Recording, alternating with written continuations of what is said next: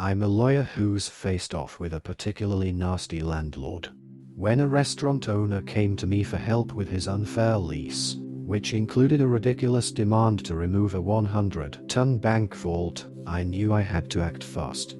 Landlords are horrible, generally speaking. Everyone knows that. But if you think residential landlords are bad, they're nothing compared to commercial landlords. Landlords of commercial buildings are some of the cruelest, nastiest people I've ever come across. This revenge tale is about a commercial landlord, and how I dealt with him. Back in the 90s, sometimes I'd go for lunch at this restaurant in the basement of our building. The place was called The Vault, because it had a massive bank vault that had always been there, dating back to the days before the place was turned into a restaurant. The vault was so huge that they could seat a couple of tables in there, and you could eat dinner surrounded by rows of old, gleaming safe deposit boxes. One day I was there for lunch, and the owner took me aside. "The landlord's driving me nuts," he said. "The landlord drives everyone nuts," I said. I was a subtenant in the same building, sharing space with an older lawyer, Aaron, and the landlord was always causing us trouble. I'd already had a few run-ins with him, and we hated each other on site. In most jurisdictions, commercial landlords don't need court orders to get you out if you're late with the rent. Instead, they just change the locks, and you find out about it when you show up and your key doesn't work. Every time our landlord had a dispute with anyone, which was often, he'd always threaten to change the locks. "He keeps demanding all this stuff for extra rent," the vault's owner said, "and it's really weird, because a lot of it's really old." The restaurant owner showed me a letter the landlord had served on him earlier that day. I looked over the demand, and read a list of expenses for snow removal and parking lot repair and common area flooring and all kinds of crap going back years. I read it all the way to the end, and there it was, the usual clause saying he was going to change the locks if the tenant didn't pay this and do that. From the wording of the demand, it looks like you've been fighting a while. Why did you wait before consulting a lawyer? I asked one of the lawyers I know, and he said it's hopeless. He told me the lawyer's name. It was a guy I knew with a shitty real estate practice, who'd resorted to taking little legal aid cases to keep the lights on when the market tanked in 1989. "You do something to make the landlord hate you?" I asked, because this is a bit over the top, even for a horrible landlord. "He knows I'm moving the restaurant. I think he's trying to grab as much money as possible before I go. Plus, he's giving me grief over the vault. He won't let you take it with you." "Are you kidding? It weighs almost 100 tons, and I don't need it. But the lease says I have to remove it, and that I also have to restore the building to what it was before there was a vault. That would cost a fortune. The terrible landlord says if I leave the vault behind when I move, he'll sue." "Send your lease up to my office, and let me look it over," I said. I finished my lunch, and when I got back to my office, the lease was waiting for me. It was just as bad as the restaurant owner said. The lease was a renewal of a renewal of an assignment of a renewal, the original documents dating back to the shortly after World War II when a bank first leased the place and the vault was installed. Somehow the landlord had suckered the restaurant into taking over a lease that left him liable to remove a bank vault at the end of term. No big deal, I thought, the restaurant can default, and all the landlord can do is sue a shell company. But when I got to the last page of the lease, there was a guarantee clause. The restaurant owner had personally guaranteed the lease, and he was on the hook for removing a vault weighing 100 tons, and then fixing the place up. It would cost a fortune. The case was hopeless, of course, that was obvious right away. But then I thought about the horrible landlord with his demands and his threats and his rent hikes, and I asked my brain to do me a solid, which it promptly did. I picked up the phone and called the restaurant owner. "I'm screwed, right?" he said. "You're calling me to say there's no way out." That's what my commercial lawyer already said. But I just thought I'd ask. I can save you, but it's going to cost. How much?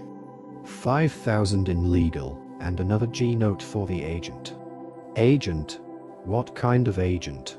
Real estate. Send up a check, certified, and leave the rest to me. The check hit my desk in less than an hour. I went to Aaron's office. I need a real estate agent, I said. You buying a house? Nope. Selling a house? Nope. By this point I'd been sharing space with Aaron for almost 5 years, and he knew me pretty well. You pulling one of your stunts again? He asked. Yup, but nothing that will get you into trouble. I know a guy, he said. Aaron knew all kinds of guys, and that's one of the reasons he eventually got disbarred. But he knew a guy, and he gave me the agent's name and number, and the next day, I paid the agent a visit. I told him what I needed, and we agreed to terms. I gave him some papers and the cash for his fee. A few days later I was again at the vault for lunch. The owner saw me walk in, and greeted me himself. The landlord's here, he said. Why? For lunch, and to be a prick. Let's sit in the vault room so I don't have to look at his face. He took me to the vault room, and with the door almost completely closed, we had a consultation while we ate pasta and drank red wine. We're making demand on the landlord, I said, between bites of a perfect carbonara. Demand? What are we demanding? I pulled a document out of my briefcase and passed it to him while I sipped my wine. We're demanding that the landlord release all the restaurant equipment, all the fixtures. The ovens, the freezers, the ventilation, everything you need to run a restaurant. The lease exempts all that stuff. The restaurant guy told me, he can't stop me taking what I want. The only thing that matters is the vault, and of course I don't want that. I shook my head. You need the vault, I said, and we're demanding that he release the bank vault as well. We're insisting that he let you take it out within 7 business days. You think you can beat the landlord with reverse psychology? You think if you treat him like a 2-year-old, you can manipulate him into doing what you want? We'll find out soon enough. He's had the demand for a couple of days now. The restaurant owner dropped his wine glass and it shattered on the marble floor. You already gave it to him, the restaurant owner said. He got up, swung open the vault door and called for the waiter to clean up the mess. Let's see what the landlord has to say, I told him, and we walked over to the landlord's table. The landlord was a big, beefy man with a big appetite. He sat alone, eating a rack of lamb wolfishly with his hands. My client needs an answer today, I said. The landlord looked up at me as he chewed noisily. I'm the vault's lawyer, I said. I gave you a demand the other day. My client needs an answer right now. He needs the vault for a new place, and he's got to make arrangements.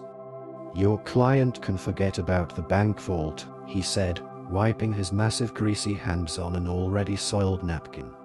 But you can't do that, I said. My shock was feigned, but the restaurant owner's jaw dropped for real. The landlord laughed at us. I'm the landlord. I can do what I want. I'm going to need that in writing, because my client might sue, I said. Sue all you like, the landlord told me, sue till you're blue in the face.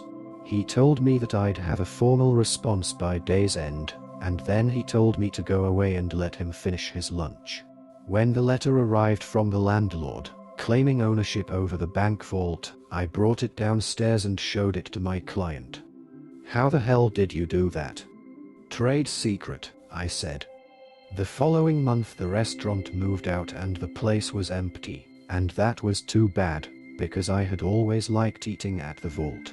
Now the restaurant was in a new location 20 minutes away. They called the new place the Vault, and they'd preserved the vibe of the old place. It was very similar, except they didn't have the bank vault. The bank vault, all 100 tons of it, was where it had always been, in the basement of the building where I rented space. I showed up for work a little after that, and Aaron collared me. "The landlord's looking for you," he said. "Oh yeah? What about?" "He's really angry. He said his deal fell through." "Deal?" "He was supposed to rent the place downstairs to a new tenant, a bank or a credit union or something like that. They were supposed to come in to sign a lease, but they didn't show up." "And what's that got to do with me?" I said to Aaron, and I said the same thing again to the landlord when he managed to track me down a couple of days later. "I know you were behind this," he said, his jowls quivering. "I know it was you. That offer from the agent, it was all bullshit. Just a trick to make me keep the vault, so that your client could sneak out of the place and leave the bank vault behind. I'm going to sue. If you're looking for counsel, I think I'm going to have to declare a conflict. I'm going to sue the restaurant, and that agent, and I'm going to sue you." He stormed off. But the landlord didn't sue. Of course he didn't. He didn't have a contract to sue on, only a vague letter of intent that I'd drafted, enough to hook a greedy landlord who was used to having his way. The offer he'd received was non-binding, incapable of acceptance without the signing of a formal lease, which of course never got signed. When I left Aaron's place a year later, the downstairs was still unoccupied, with a sad "For rent" sign sitting in the window, starting to look faded. In the end, the landlord's greed backfired spectacularly.